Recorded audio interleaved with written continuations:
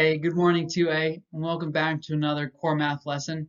Today we'll be going over Module 5, Lesson 12 with yours truly, Mr. Andrews, working from home as always. And today happens to be May 21st, 2020, which is Global Accessibility Awareness Day. That sounds like a mouthful, but really what it is to help people around the world become aware of just how accessible things are for people who have disabilities, whether it be visual disability like blindness, deafness, or mobility like they're requiring a wheelchair. And I'll give you some examples here in our city as incentive to keep us going today. So our learning target for today is that great mathematicians use place value understanding and properties of operation to add and subtract. So let's do a quick review. Which strategy do you like to use when adding and subtracting, and why? What do you think is best? Tell me.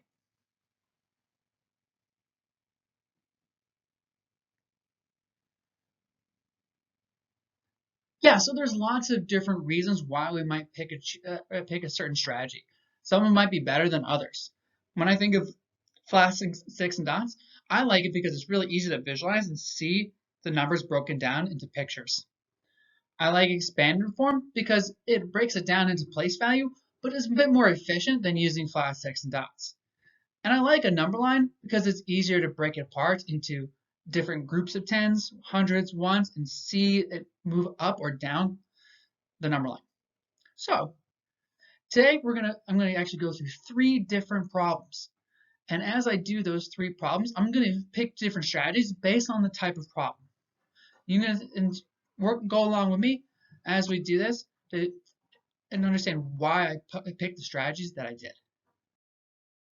All right, so our first problem for today, and of course, always starting with the criteria, we want to make sure we pick a strategy that makes sense. So our first problem, 299 plus 126. Okay, so right away, I see the number 299, which we know is one less than 300.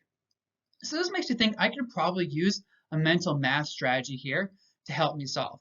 So for example, if I take 126 and I break that down, I know 299 is one less than 300. So what if I take one away from 126? Well, that leaves me with 125.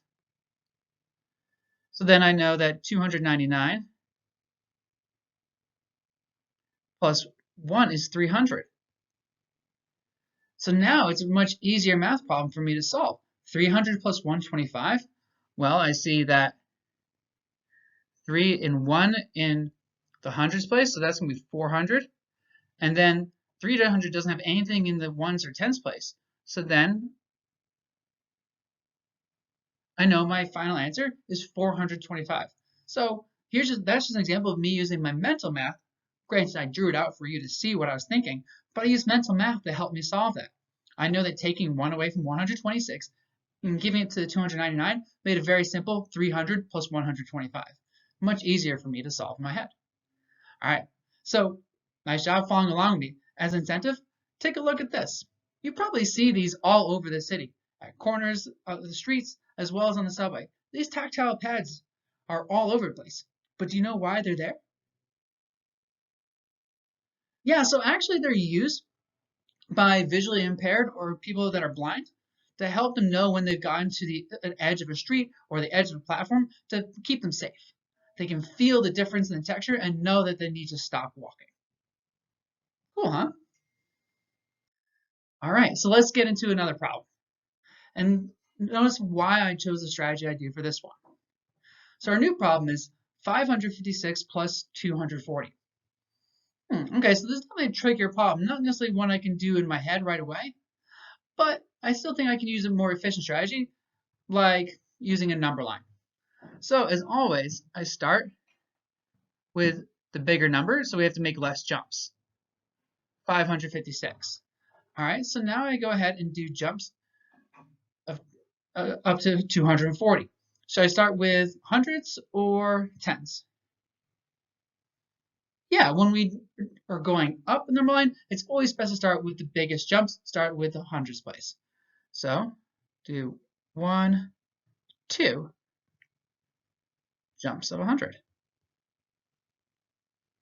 All right, so now I have 656, 756, all right, and now I can do my jumps of 10s. How many jumps of 10 am I going to be doing? Right, 4 jumps of 10 because there's 40. 40 is 4 10s. So 1, 2, 3, 4. And I always make sure I label it as I go along. Granted, I'm doing it on a computer, so it's not as nice as if I were to do it on pencil and paper.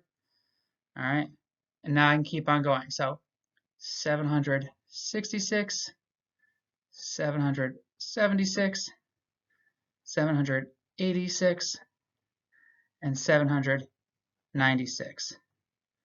Yeah, so because 240 was a bit friendly of a number, I know I could easily do those 2 jumps of 100 and 4 jumps of 10. I use a number line as an easier method, and I got to my final answer, which we now know is 796. All right, nice job, guys. And did you know while Exceed Lower School has an elevator and is handicap accessible, not all schools in New York City are. This school, for example, has a ramp to enter the school, but doesn't actually have an elevator inside. A lot of schools in New York City don't have elevators and never will because they're too old and it would be too complicated to add elevators. So a lot of the schools are not actually fully accessible to kids that are incapable of walking upstairs. Interesting fact, huh? All right, let's do one more problem. All right, so for our last problem, here we have 537 plus 184. Okay, this is definitely a trickier problem. So this one I use an efficient strategy, but something I can break it apart. So let's use expanded form. All right, so jump in. So 500 plus 30 plus 7 plus 100 plus 80 plus 4. All right, so which place value do we start with when we're adding? Right, we always start with the ones place. All right, so 7 plus 4, well, 7 plus 3 is 10, so 7 plus 4 would be 11. But we can't have 11 in the ones place, which means we have to regroup. You guys got it, exactly. So cross out my 11, leave 1 there, and add 10 up into the tens place. All right, so I know 1 plus 3 is 40, or 1 plus 3 is 4, so 10 plus 30 is 40. 40 plus 80 is, well, 4 plus 8 is 12, so 40 plus 80 is 120. All right, can I have 120 in the tens place? No, I have to move that 100 up to 100 place, leaving just 20 in the tens place. And now I can add in my hundreds. So 100 plus 500, 1 plus 5 is 6. Add another 100, and that leaves us with 700. So then that leaves me at the bottom with 700 plus 20 plus 1. So our answer in standard form is, you got it, 721. Awesome. And as an additional fun fact, while we're used to riding the subway system on a regular basis before COVID-19, did you know that out of 472 subway stations, only 121 subway stations have either a ramp or elevator for people who are not able to walk upstairs to actually access. So almost all of our subway system is not accessible. Anyway, so to review, guys, make sure you pick a strategy that makes sense and show your work, just as you saw me model with 3 different examples today. Regroup when needed. Always make sure to start in the ones place, and always submit your answer in standard form in the answer box. Thanks so much for watching my video. I hope my presentation on Global Accessibility Awareness Day was informative for you too, and have a wonderful day, and I'll see you guys next week. Bye.